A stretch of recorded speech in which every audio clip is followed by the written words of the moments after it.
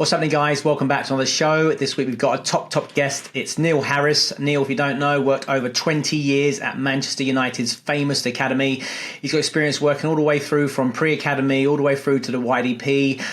Someone who's just got so much knowledge and value to share with us from a coaching perspective, to give us insight into, like I say, 2 decades at one of the top academies in world football. So really privileged he agreed to come on the show and share his journey. And like I said, this one is not to be missed because there's so many insightful things to pick up. So this is a top episode. And just a quick one, a reminder, the Virtual Academy Next Gen Club is live.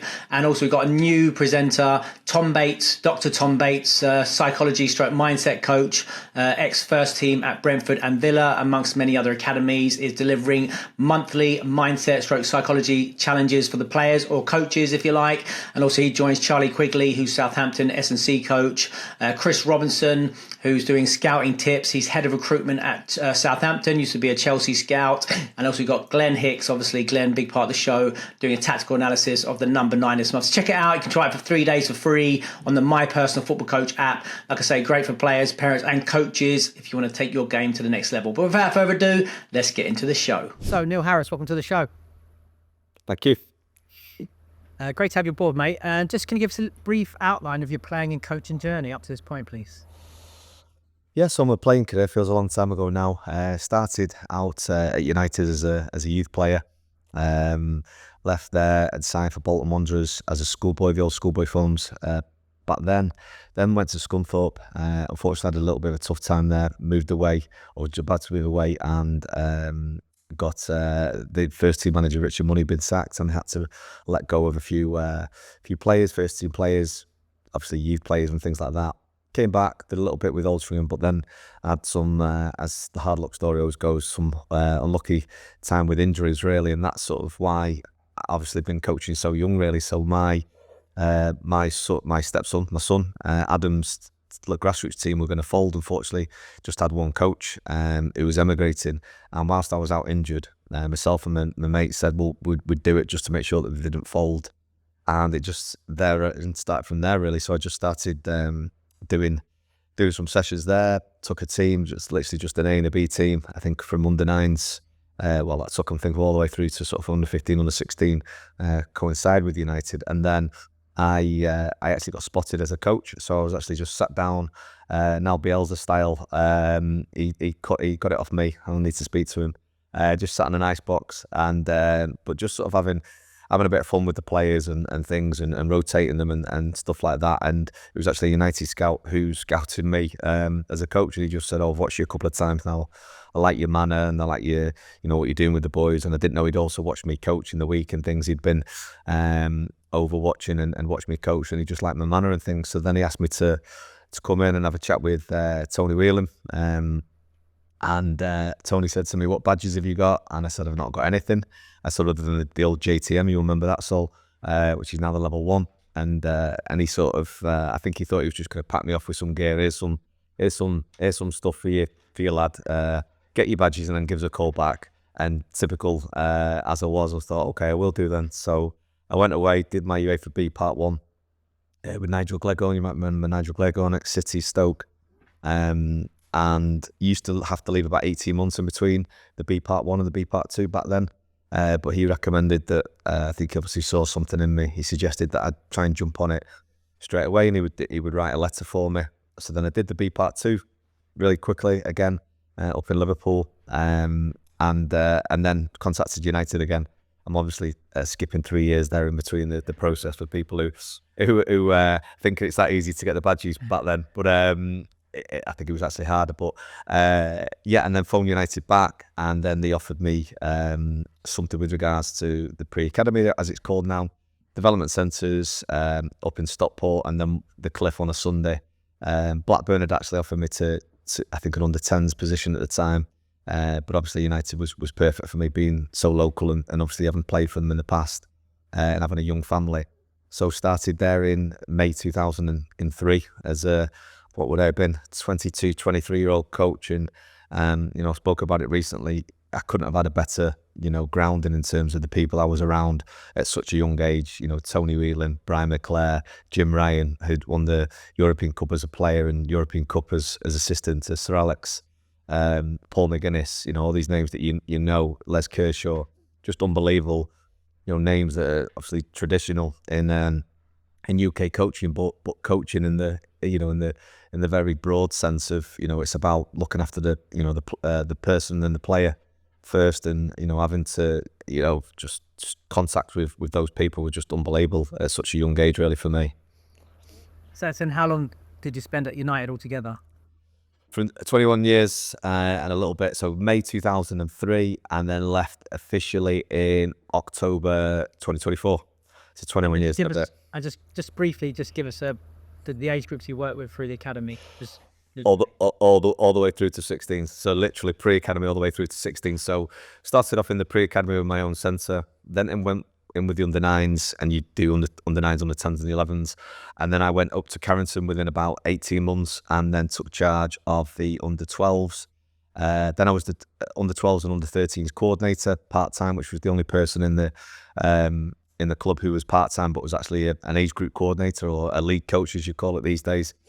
And then I've worked 14s, and then used to do coaching with 15s and 16s, and I used to go into the Ashton on Mersey school on a Thursday morning and do the elite boys, the scholars, the Man United schoolboy scholarship boys, and things. And then obviously you do little bits with the older boys, 17s, 18s, but primarily, literally from pre-academy all the way through to 16s at United.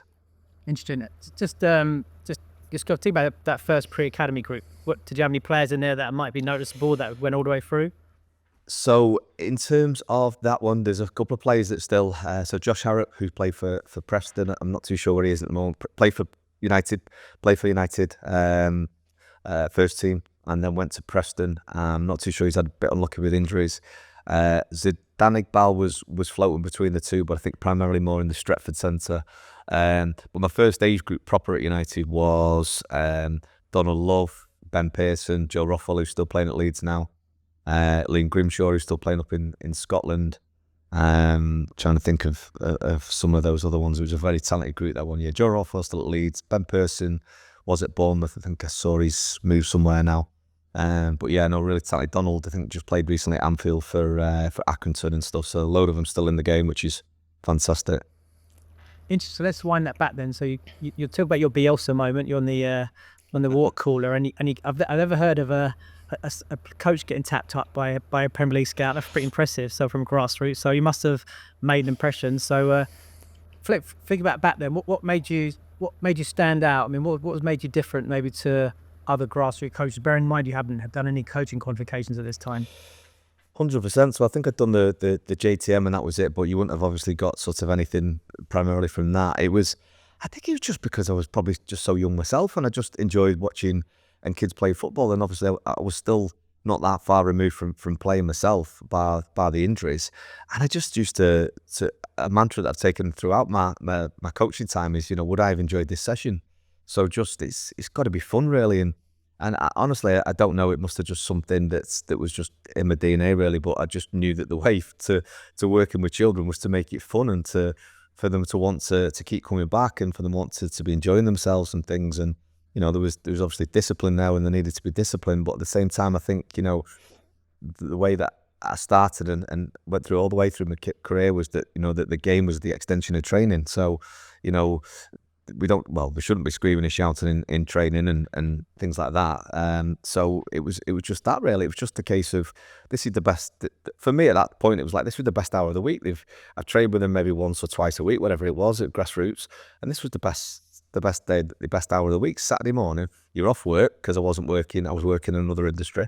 You're off work and you're watching your son play football. So I think my mindset was, it was just the best hour of the week. So why would you not enjoy yourself? And I know we've both done podcasts recently with Ben and Mike, and who say the same thing but can't bring themselves to do it. But I was just it just didn't really affect me at all back then, in terms of the way it should be, other than a fun learning environment.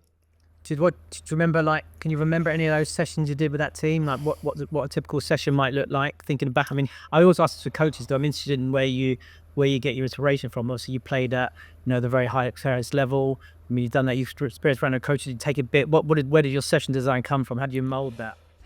I think it was very much. So I think I would have had two teams, A and a B team. So probably maybe 18 players or something like that. There would be lots of games of understanding, lots of different objectives within that session, which obviously we now know as constraints-based coaching. We didn't know that back then. It was just a case of making the challenges fit for the right age group, etc. But loads of 1v1s again. Before we knew about duels and stuff like that, you just know as a player what are the key parts of football. Can you dominate your opponents? So I play right fullback and centre midfield. So my objective would always be, can I dominate my left winger? Can I make him be tracking back to his goal and obviously dominate there? So just that early, just craft knowledge of being a footballer is, can I dominate my own 1v1s? Can I get the best from my opponents? So just building that into the sessions really. So lots of faced up 1v1s, lots of back to goal 1v1s. Not a lot of passing really. I wouldn't have thought back then it would have been a case of maybe you have to take a player on before you pass it and things. And again, this was just off my own sort of bat really, in terms of just knowing what kids want to do whenever you see them in the park and things they want to dribble, and then you might support them when maybe it wasn't right to dribble and stuff. But I obviously it was 25 years ago probably now, 25, 26 years ago. But it would have just been a lot of fun, lots of games of understanding, lots of games, different games, and believe me, we didn't have the equipment that people have now, pod goals and pop-up goals, and I see my son now who just did the podcast with me just recently, and I go down and watch him, and the goals are already up, or they just pop up within 2 minutes. And I remember on a Saturday morning being freezing, you'll remember this, Saul, trying to put the old samba goals together and trying to not lose your finger when you pop in the next bit in, and so it was that. So it was just lots of fun, lots of games, and just let them learn by playing really, and obviously that's had lots of cycles in football and coaching as we've been together for such a long time coaching, of games of understanding, and the game is the best teacher, and all those things. It is, but obviously with constraints, and we're trying to support them and challenge them and things like that. But I think thinking back then, it was very much a case of let them play football, and let them experiment, and support and correct and facilitate where possible. And you got a picture there of the Grandmaster himself there, Pele, behind you. I mean, did that inspire you to? Is that sort of football you want to see? Oh, that's Tony Whelan. Is that? So Tony Whelan gave me that. Tony Whelan gifted me that. Yeah. There you go. It's actually, I don't think you actually see the size of it. It's quite a big picture. It's a fantastic picture. So yeah, that type of expression of football. Forward players wanting to excite, and the Maradonas and the Messis and the Pelés of the world and things. But at the same time, as and there's knowing that there's also a place for the disruptors and the players who can stop those players, because they're becoming more and more marketable and important in the modern day traits. So yeah, just lots of freedom, lots of opportunities to experiment and play. But again, within a confined a confined basis and constraints-based basis. So lots of chaos. I say to my son now, when he's coaching, he's 23 and works at a grassroots club and in schools, it's organized chaos. So can you create the chaos but know that the chaos is going to happen? So sometimes people say, oh yeah, I want to deal with chaos, but it's chaos. The session is chaos, and if you haven't got the experience or the craft to bring it back in, or actually know that that's the chaos that you want to allow within the session, and then bring it back within the constraints of what you want to do, then that's obviously good. If you can't, then that's where chaos can obviously be a big disruptor for a session. And you mentioned Tony Whelan there again. Second time you mentioned it in the podcast. If people don't know, Tony is living legend in Premier League academy football, and don't use that term lightly. Obviously, even us Southerners knew about Tony up in the north and the effect he had. Tell us about, just literally just left this week or last week. Just tell us a little bit about him and how important he was for the academy there, and on yourself and the career of all so many players. Just the best mentor you could ever have. I think if you saw his LinkedIn post, he's joined LinkedIn now, which is something you'd never thought you'd see. But Tony's joined LinkedIn, and the comments and the volume of people that that commented on his initial post, and I would, if anybody's watching this, I would go and seek him out. He's looking to connect, and he's dropping a couple of pearls every now and again. But yeah, so I've worked with Tony for, like I say, 21 years, and just the big thing with Tony, so Tony played for Manchester United. He also played for Manchester City, so he's played with some unbelievable players. He then went over to America in the late 70s, early 80s, when obviously football was booming over there, and played against Pele, Cruyff, Beckenbauer, etc. And obviously came back with those stories of that. But he then came back and he was a social worker in Manchester for a number of years. And I think that's the biggest sort of grounding and background that he's worked in maybe impoverished and working class areas, and dealt with situations with young children and things. And then Brian Kidd, when Sir Alex came over, asked him to come and work part-time. So he then went part-time and obviously full-time. But I think, honestly, if you speak to every single kid that's come through United now, and they're in the 30s or 40s, and they came across Tony, they'll all say the same thing. Just one of the greatest mentors and coaches. He's probably not done a session for 10 years, but coaching is not just about on the grass, as we all know. It's the way that you talk to people. It's the way that you deal with people. He was so great to us that, for example, I always used to say that I used to have another job alongside. So I worked 7 days a week and 3 weekends for 17 years till I went full-time United. I decided to go full-time. And, you'd race in. I used to work in Salford and try and get to Carrington, which usually on a good day would probably be 25 minutes. At, peak traffic times, it can be an hour 10. And I'd always want to go home and say, hello to my 2 little boys at the time before I went off to United, because they'd be in bed when I got back. All the sacrifices that coaches we have to do. And you get there sometimes and you're racing, you've been in traffic, you could see it, and he'd be the first one to greet you at the door, and he'd have your balls pumped up for you. Your balls will be ready, they're out there. Just, you go and get a cup of tea. No, I'm all right. Go and get a cup of tea, it's all sorted. I wonder how much now would happen in the modern day, personally. But just that humility and respect that he had for you, and maybe sometimes you're a little bit like, I don't know, maybe a result or something hadn't gone well, or maybe you've come in and you're tired and things like that, and you just have one chat with you, and he'd just say to you, you are the lineage of Sir Matt Busby and Jimmy Murphy, don't you? And you're like, yeah. And he goes, come on, son. And you'd be back in the game straight away. So, okay, yeah, I am, and he used to say that, about scarlet thread of players, that the players that are playing now are a scarlet thread back to the Busby Babes, and that who lost their lives. But then also us, as coaches, you are a scarlet thread and a lineage to those coaches, and it's an ultimate privilege what you're doing and things. And yeah, he used to bring you back in the game. So it was just a wonderful person to be around, in terms of developing children. And it's about children first, then the player. About developing children, and if you've got the good players, which we were very fortunate to have, excuse me, you are facilitating those best players. You're just facilitating them getting through to the next level, challenging them when appropriate.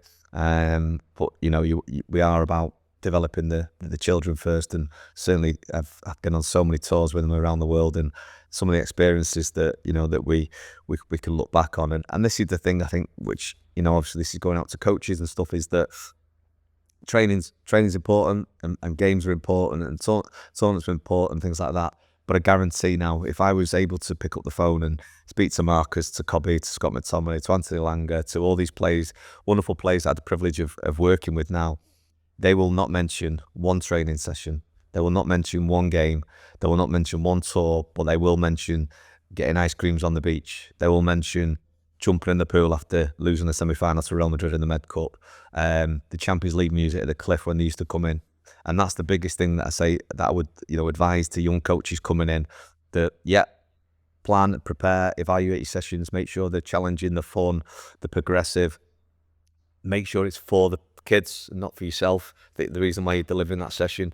The games, nobody wants to lose a football match, but again, at the right stage of where we're at in your development journey and the players and the coach's journey, remember that. But I guarantee, and I've been so fortunate to work with players that have played in Champions League finals, European Championships, World Cups, scored winning goals in FA Cup finals, and I guarantee if I was to phone them all this afternoon and have a chat with them, what was your favourite experiences?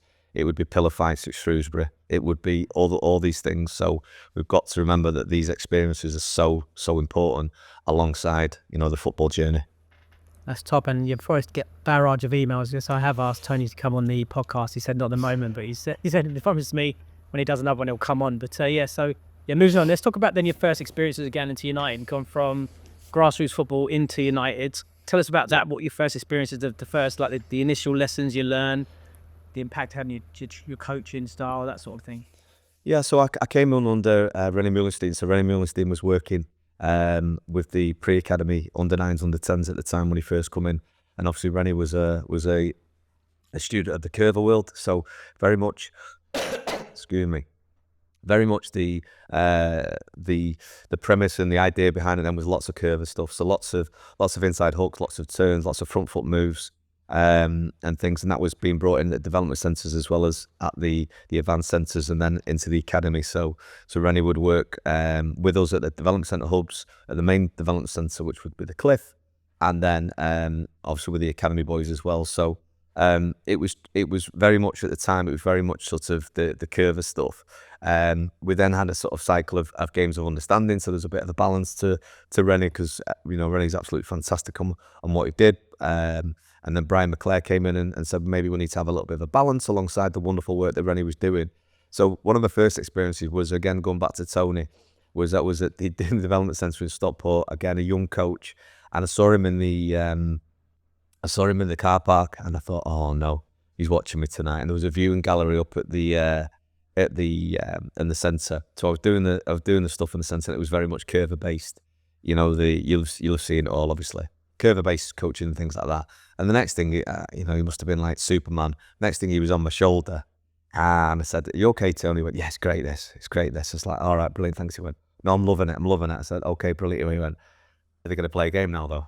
I was like, "Yeah, in about 10 minutes." He went, "Play it now." I was like, "Okay." So again, so you had that schools of the Rennie world and then the Tony world. About the kids. They've been at school all day. Let them have a bit more football. Let them have a bit more time and things. So it was, as I said to you, I didn't even mention Rennie there, but when I came in, Rennie was there. So you had Rennie, Jim Ryan, Paul McGuinness, Tony Whelan. It was it was just unbelievable. And obviously Brian McClare came in a little bit later on. But yeah, you had that balance really between the curve style coaching and the games of understanding. But it was just a great learning curve for me as a young coach to have all those worlds and all those sort of slightly different opinions when it comes to developing kids and stuff. So yeah, it was really fun. Yeah, because I've had Rennie on the show before we chatted, and he talked about the balance. I think maybe he's progressed now. He said, you put the Will Cover's work and then the work of maybe Guardiola, more the game based stuff together, and you have that perfect sort of it's about balance, isn't it? You need both of those. I think for some reason everybody's in one camp or everybody's in the other camp these days, where it's just about, as as a player developer, so right, I'm going to use this bit here, use that bit. I'm like a skill specialist, but if I'm doing a session, 90% of my session is going to be conditions games, even if it's 1v1 or 2v2 or small. 100%. So talk about that. That was good. Yeah. I think end product. I think that was the big thing is that making sure that when we're doing the curve based stuff or any skill acquisition development work, it's an end product. There's got to be something to be able to come out of it, and that I think was very much the premise of my sessions is that technique. I'm a massive stickler for detail and for technique and things like that, and then obviously turning that into a skill, and then making sure that we have an end product out of that, so they're not just. I see it on Instagram now, and there's some wonderful work going out there. But I see some stuff, and it's hook, it's turn, it's this, and they're going round in a circle.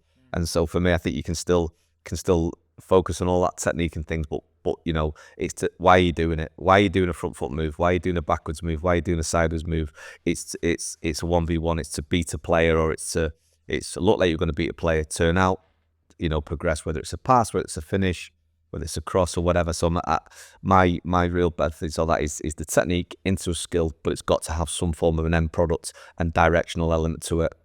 Yeah, I think that's just context, isn't it? I mean, that's the big thing in my thing is, always when we do the ball mastery stuff, it's just always linked to the 1v1, particularly we talked about the duel there. So, for instance, if I'm cutting away, I'm cutting away to play forward, I'm breaking pressure. So it's about, like you say, it's connecting the dots from a player, isn't it? It's linking that, okay, this is a situation where I might use that, and then you give them the chance to use that as well.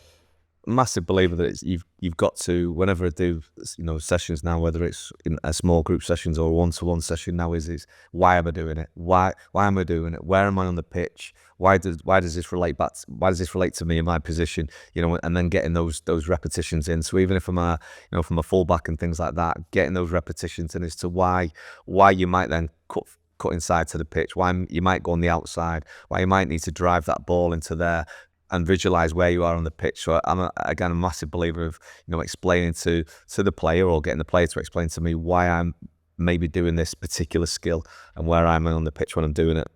And then to talk about then, so you go from career academy into the academy, so the under-9s, right? That's your first role, the under-9s team coach. Yeah. Tell us a bit about that. Then the difference between now, obviously you've just gone to pre-academy where it's individual development. Now there's a team element as well in terms of your player fixtures and stuff like that. How does that work, and what was that transition like for you? Yeah, very, very smooth really, because it was just an extension of the pre-academy. Obviously, I know, now the under-8s signing is so competitive and things for the under-9s, but at those times we'd mix in the 7s, 8s and 9s on a Sunday anyway at times. So even if we didn't have a games program game, the 9s would be playing, and they'd be playing in all the kits. We'd have Brazil kits, Argentina kits, Holland kits and things, and they'd all mix up, and that's when you get into your Devontae Redmond's, Dimitri Mitchells and Ravels and Jesse's and things would be in and around that world, and obviously Marcus a little bit later. So really, I think the games, sometimes the more competitive games were in house anyway. So when we went to play, other teams, etc., as part of the games program, the Premier League games program, it was very much similar. And obviously United, I'm not too sure if you've had Rick Fenolio on, and I'm sure Tony would talk a lot about Rick. And obviously we were very much pioneering the 4v4 program at the time as well. When I joined, or it had just been coming to place, and obviously the research that had gone into that. Obviously Rennie and Tony and lots of people were at the and Les Kershaw and things were at the front end of that. So we were obviously bringing teams in to, when they played us, they come and play the 4v4 program. That obviously didn't go as smoothly at times as you'd want it. Eventually it did, and obviously I think it's great that everybody now, and probably over the last 5 to 7 years, has started to come up with their own ideas, which is what is great. But there was a lot of resistance at times to coming and playing us, because maybe for coaches or for parents it wasn't considered a game, but it was it was a 4-goal game, it was a big goal game, it was a line ball game, and things like that. And basically every single kid was playing continually, which now we know is a given. But back in 2002, 2003, that wasn't a given all the time. So to have everybody playing and rotating and even mixing in at times and stuff was quite, not revolutionary, but was certainly pioneering and certainly changed the landscape of academy football at times. But that didn't go without a little bit of resistance at times, in terms of people maybe not wanting to play those formats. But I think that was probably the big changes. Is only when we went away from home did we play regulated games. When they came to the Clearfoot to Luton Road, it was very much the 4v4 style programs. Yeah, I mean, I remember that coming up there as an academy coach, my time at Tottenham and Chelsea, to play those small side formats. Really interesting, lots of street football type outcomes, very skillful. And people don't know the Rick Fenolio, the 4v4 case study, much I've talked about previously in the podcast. You mentioned very much more individual skill based, lots of great outcomes. So that's interesting though, isn't it? So what would happen though, for example, you'd go there and then you go and play an 8v8 the week after? How would the boys do in that bigger formats thing? Was that a bit of a challenge, or was it Yeah, I think with anything, again, I just recently spoke about it. Now I think at younger ages, I don't know if it would have jumped to 8 at that age. Maybe back in them days might have been a little bit less players, but I think good players, certainly if you're able to support them in dominating 1v1 situations, whether you're a defender or an attacker, you're going to get positive outcomes in terms of what you're going after, whether that's a result for some people or obviously development and things. So I think certainly the 9s, 10s, 11s age, it was very much a leveler and things like that. It would be more the sort of 12s, 13s, 14s, where our what we were going after in terms of long-term play development and things would maybe where a 11-a-side game, where potentially results-wise, we'd probably be on the wrong end quite a few times because of maybe early developers at other clubs, or maybe a little bit more tactical element from other clubs, maybe playing 11-a-side a little bit earlier. So when we turn to turn to 11 aside, maybe we were a little bit behind the behind the curve with regards to that, but at the same time, that wasn't an issue for us. It was all about getting players into the first team and an individual development program. So I would say the younger ages, it wouldn't be an issue going away and playing 8v8 and stuff. Would it look like football? Possibly not, but certainly if you've got good players who are technically proficient in 1v1s, you'd have probably more success and outcomes than not. What's happening, guys? Hope you're enjoying the show. Just a quick one to remind you that the Virtual Academy Next Gen Club is live, and also it's free for the first 3 days. You can try it for free on the My Personal Football Coach app. And Dr. Tom Bates is a new presenter this month. He's delivering monthly mindset and psychology sessions. One of the world's leaders in psychology development in football. Worked for first team at Aston Villa and at Brentford, and many academies as well. So, like I said, follow the links. Try the Next Gen Club for free. If you're a player, you're a coach, and you want to upskill yourself with some of the best specialists in world football, and obviously a parent as well. So like I say, you can try it for 3 days for free now. The Next Gen Club on the My Personal Football Coach app. Now back to the show. Tell us a bit about the curriculum, if you like. What are the typical week look like for a foundation phase player at United? And as a coach, what sort of things were you delivering? And what did you have, like a technical, tactical theme, that sort of thing?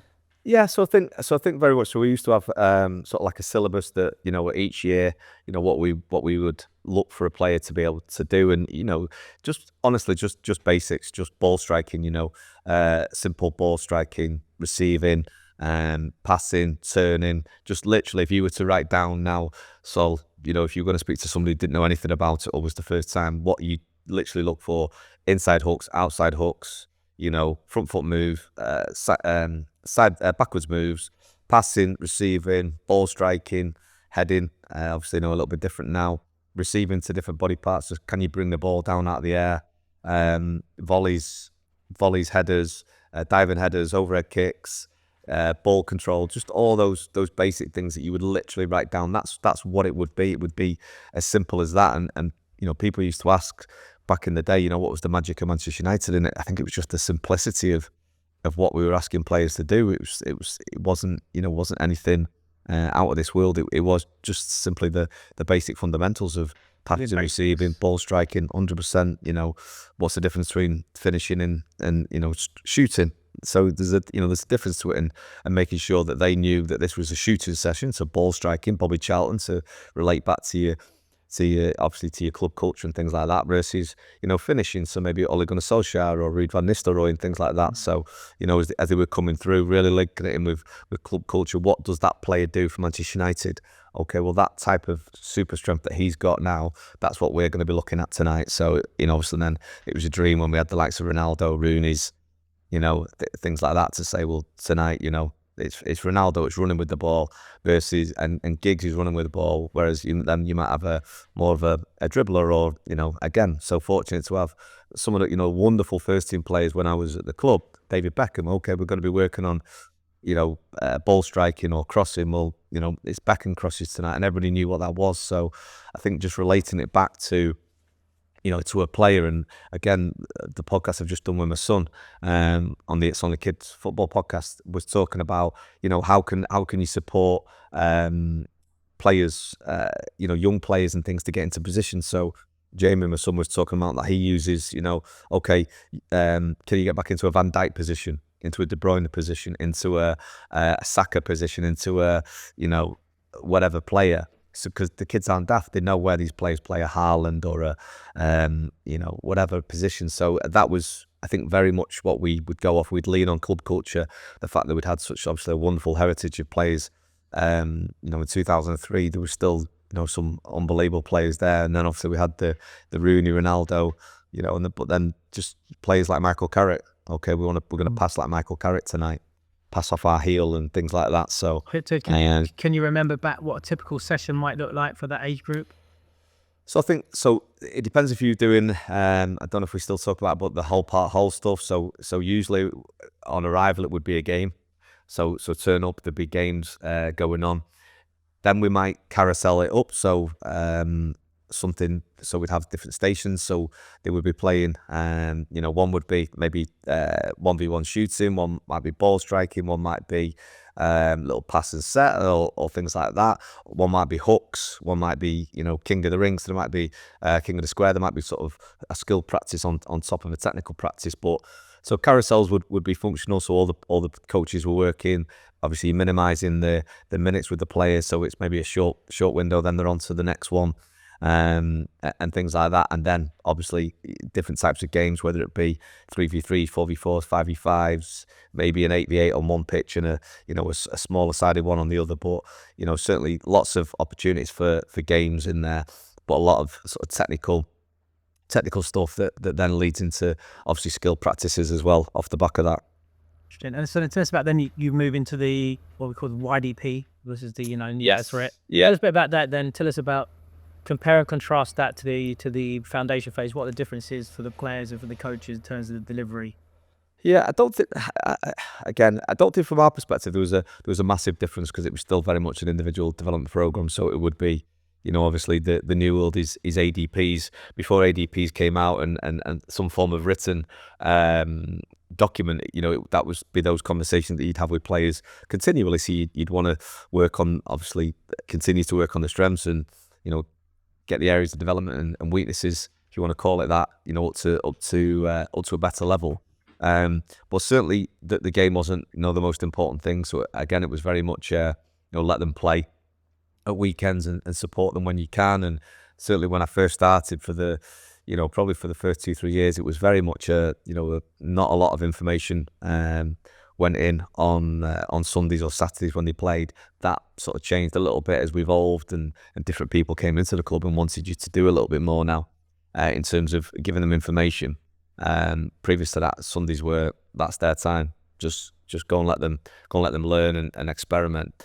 But yeah, I don't think the session deliveries would be a lot different. Obviously, you'd start getting maybe a little bit more possession based stuff in there.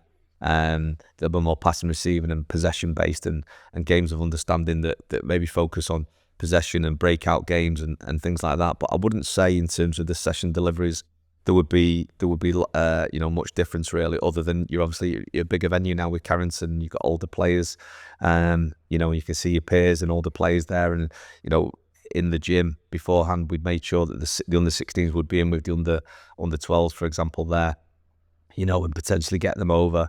Remember Danny Welbeck, joining in that Danny Welbeck team that would join in with, maybe Marcus's group or James Wilson's group or something like that. So, and you'd mix them in at the start and they'd have a little bit of a fun game and things, and maybe buddy a couple of the players up together so they'd work together and things. But it was very much sort of free time. So we've had a couple of different, again, as you do with football, people try different things and stuff. So we had some times where the lads came in and there'd be a bit more of a formal one, so everybody's passing the ball against the wall and maybe work on techniques, and then you'd flip, and the next thing, they've come in from school, they need to have that free time really to go and enjoy themselves, whether they want to do overhead kicks or diving headers or ball striking, or whether, and you realise that, certain players would know that they need to work on something, and similar to the cliff, the old famous David Beckham stories, we'd have the dots on the wall, as I'm sure most academies do, and balls hanging down for people to go and to work on things, and then certainly the sort of the later years in the academy, you now have the tech balls in there. You'd have maybe a head tennis net set up, which we would have back in the day and things, and maybe get in there because there's more full-time staff now to set up pod goals with the the Toblerones and stuff to make it a little arena and things like that. So there was lots of warm-up activities around for players. But I think back in the day it was a case of letting them come in, letting them mix with the peers that maybe 2, 3, 4 years older, and trying to recreate that schoolyard feel that was probably had lost a little bit maybe in the 2000s and things like that. And again, Tony, one of Tony's big things, and Brian McClare's big things was that we've got to try and recreate the schoolyard into academy football, because they weren't playing maybe as much at school time and maybe PE lessons and the football side of things. So we had to try and bring that element into academy football. So we'd set up those things within pre and during the session to try and get as much of the schoolyard, as you mentioned before, that the schoolboy player and the maverick or the streetwise player and things. Because again, if you speak to Tony, you know, the 1966 World Cup was won from kids from the street. You know, you ask any of that World Cup '66 squad in terms of you've autobiographies and you've read and things, they were all street players. They played on the streets and they came through that way, and you know, and that's why Tony was massive on that. And you know, we have to try and recreate that as much as we can. We need these street footballers in the game, and I still think we do now. And I think sadly that we are losing a little bit. We are getting some wonderfully technically gifted, fast-paced athletes who are good on the ball, but maybe it's a little bit predetermined, and maybe it's all a little bit looks the same. You know, can we try and get those, you know, those street mavericks and those different types of players back in the game, really? And I think we've got to try and find a way for them into academy football, because since they've come out of United, obviously doing a lot of work, watching lots of games from all levels, and there's not many times that I'm really excited by maybe a player getting on the ball and trying to do something. So we've got to try and find a way as coaches of keeping these boys in the system for as long as possible, and you know, finding a way of getting back to that a little bit. And that's not to say that, you know, there's not lots of wonderful bits going on, but yeah, I do think there's a real dearth of those street footballers around. Tell us about the schools program then. How does that work? When do the players start doing day release? Does the club have a full-time school program?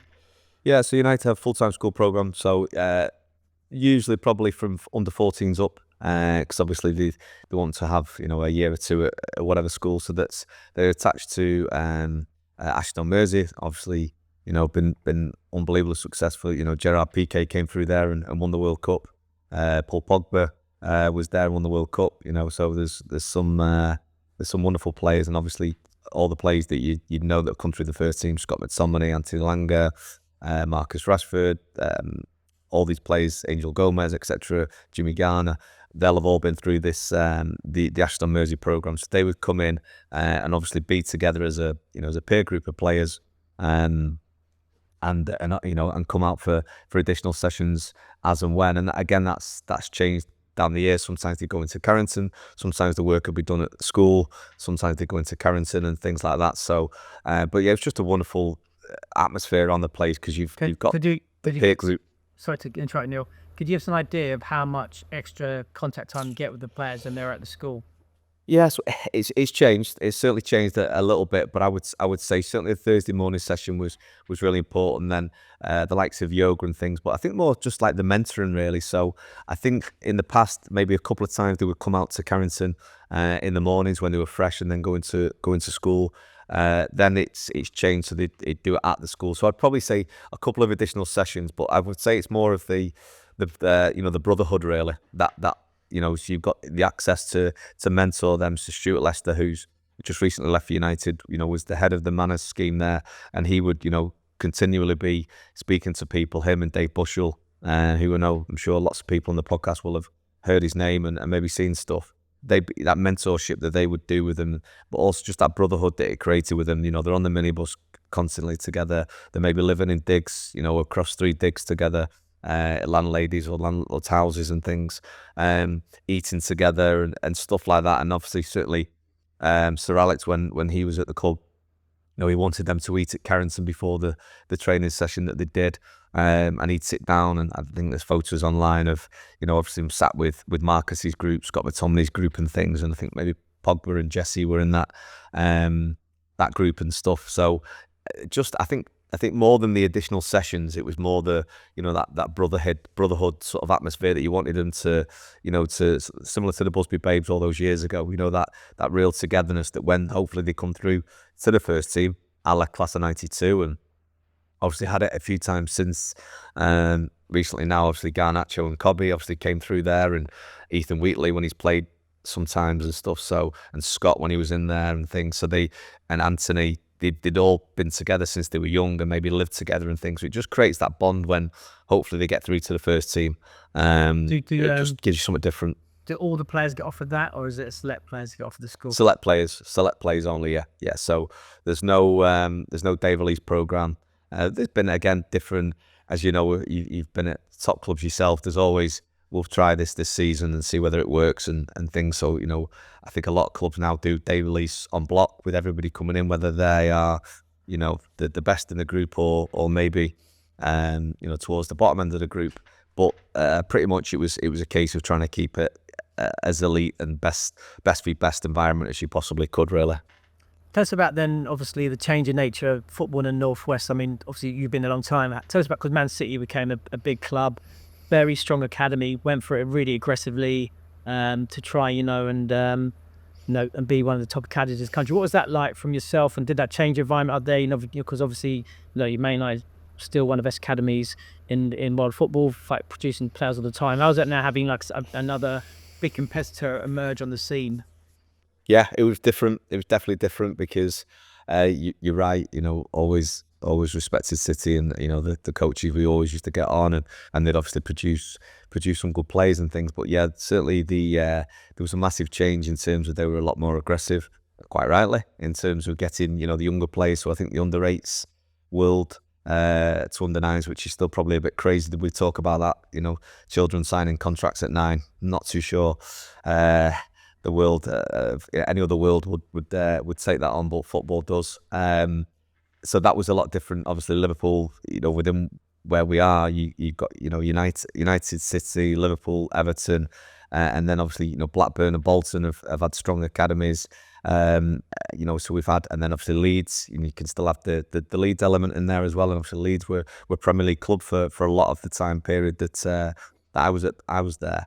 So yeah, it was different. We started to maybe not get as many players sometimes with maybe things that were offered in terms of maybe different types of schoolings and things like that, and also it was a new time, a fresh time, and people wanted to try something new. So yeah, it was different. And then obviously it's the games program. I think certainly City have changed that. I'm sure you've come up against, I'm not too sure when you were last in Academy Saul, but certainly City's mantra of playing and way of playing was very much different, particularly, like I say, it's probably a leveler at the younger ages, but sort of 12, 13, 14, the way that they played in terms of maybe a little bit more structured, and obviously having certain players for certain positions at times could be tricky, particularly if you were at a club that was looking at long-term play development and wasn't really focusing on that team environment.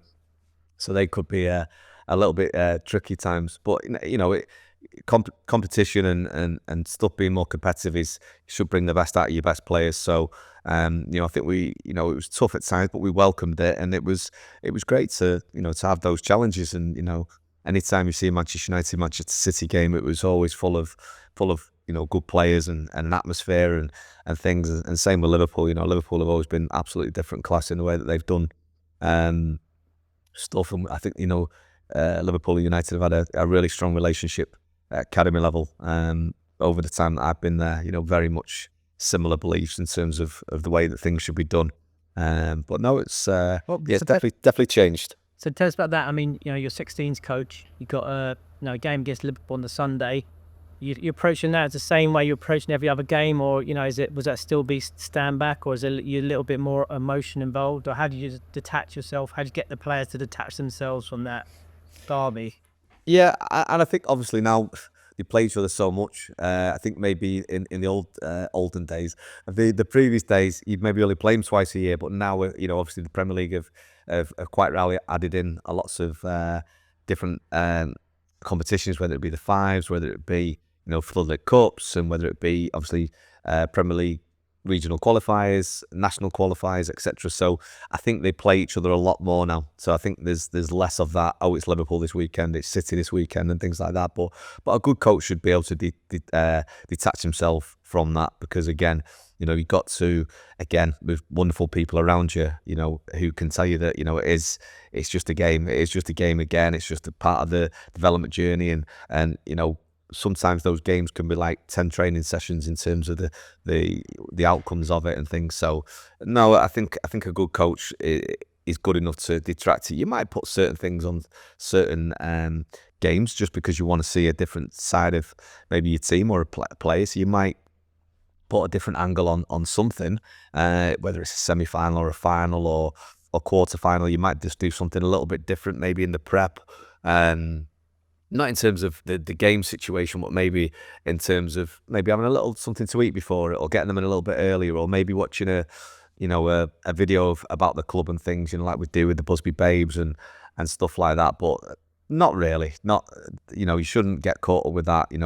Even 18's football and 21's football, I don't see that being different. It's just a real good opportunity to, as I'm sure you did down there, Saul, with Chelsea and Tottenham, you wanted to play the best teams.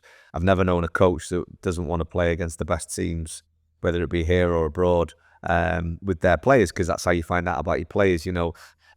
It sounds, I don't know, it might sound football snobbery, but if we went away to a tournament and we were playing a less of a German team or a Italian or a Dutch team, it's a great experience and things like that. But when you want to go to the Med Cup and things, I remember some coaches saying, "Oh, well, if we do that, we avoid them." And I'm like, why?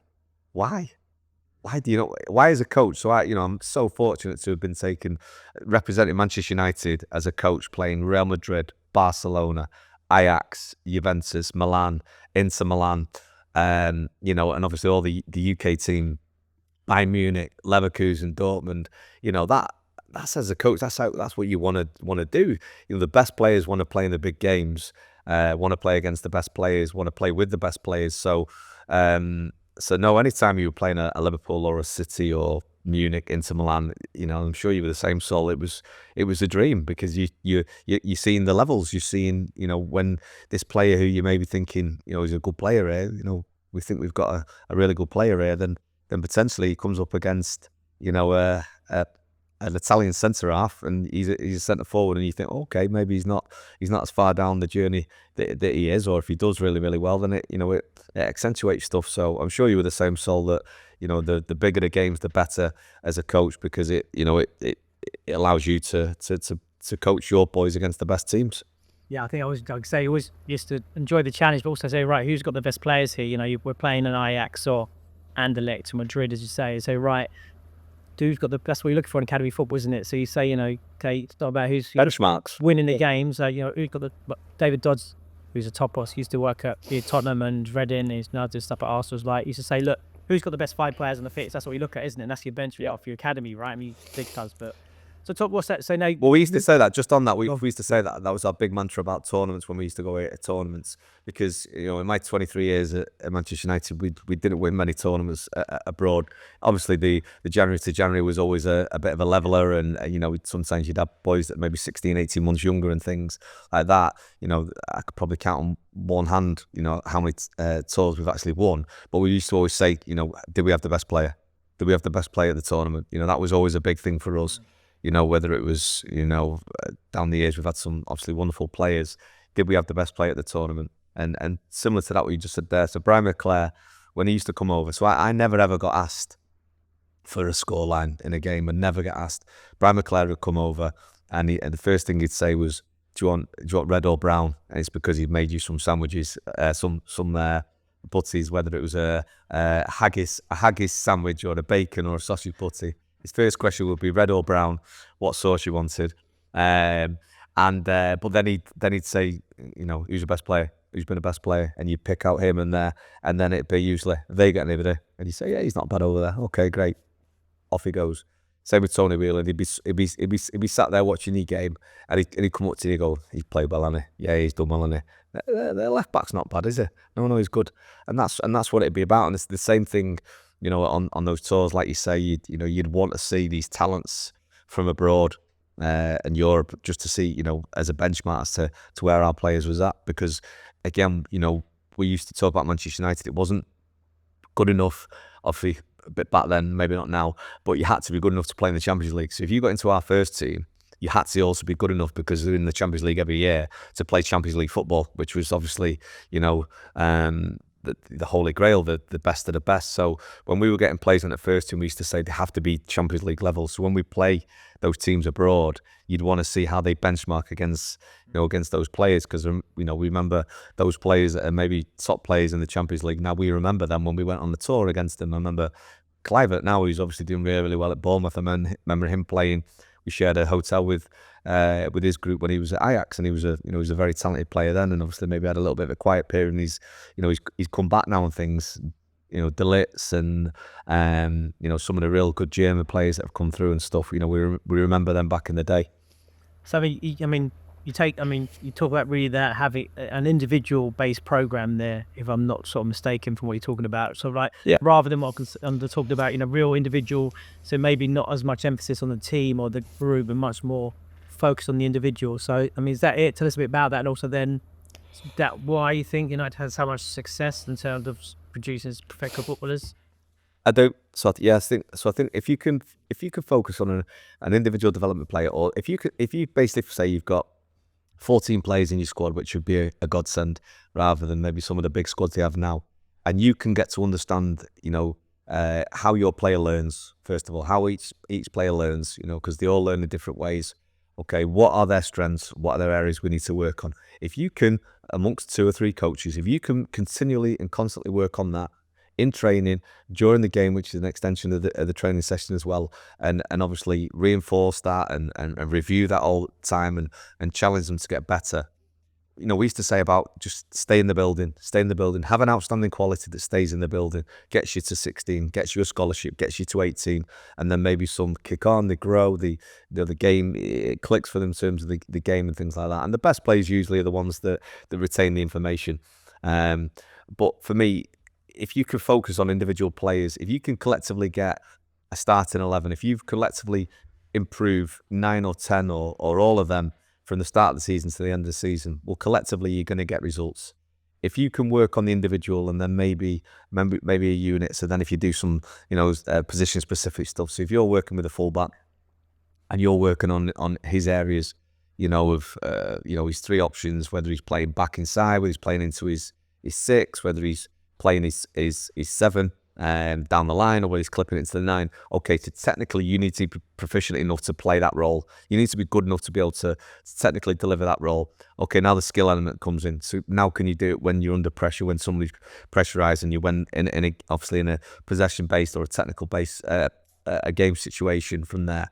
And then obviously with that you're going to be working with somebody's going to be working with his centre-back, his right-hand side centre-back, his 6, his 7 at different times to work on their areas. So the 6 is coming to receive the ball, scanning, checking, receiving to his back foot, or receiving so he can turn and play forward.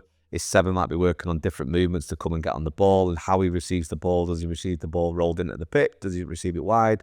Does he receive it behind?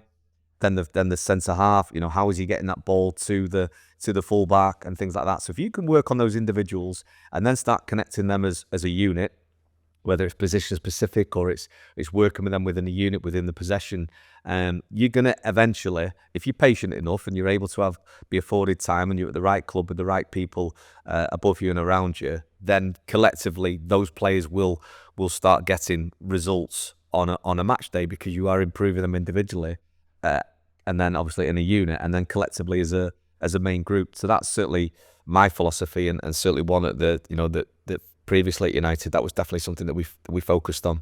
And so that's about, yeah, go on, mate. Sorry. So I was going to say, and that's why I do believe that we've had players that get through to the first team. So we used to get told by players, by clubs when players went on loan, you could tell he's a Manchester United player because he's comfortable, receiving the ball in different areas. He's maybe been exposed to playing in different positions, and so he can play 360, even though he's maybe a centre half, or he's a left back, but he's also played left, centre midfield and left back and things. So I think what was great for us is that those players were really adaptable. So even when they left Manchester United, they still had all the technical and the skill elements to be able to go and adapt to playing, professional football, whether it was in the Championship, League One, League Two, abroad. And that's why when, one of the best things about coming out of United now is I've now got an Instagram account, which I never had before, didn't need to. I was just busy out on that training pitch all the time.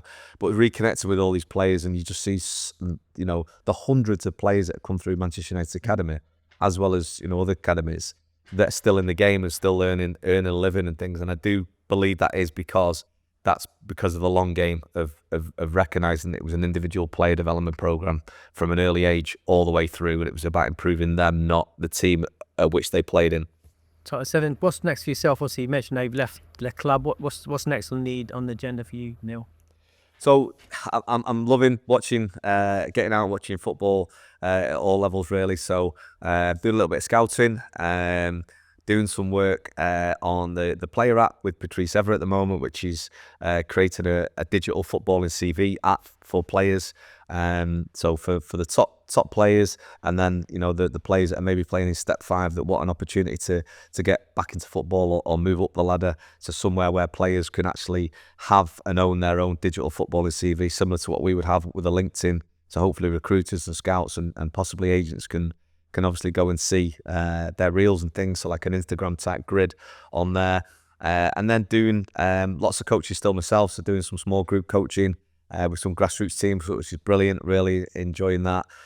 Some one-to-one coaching, again, working with like England under 15 players and some really, really top players there.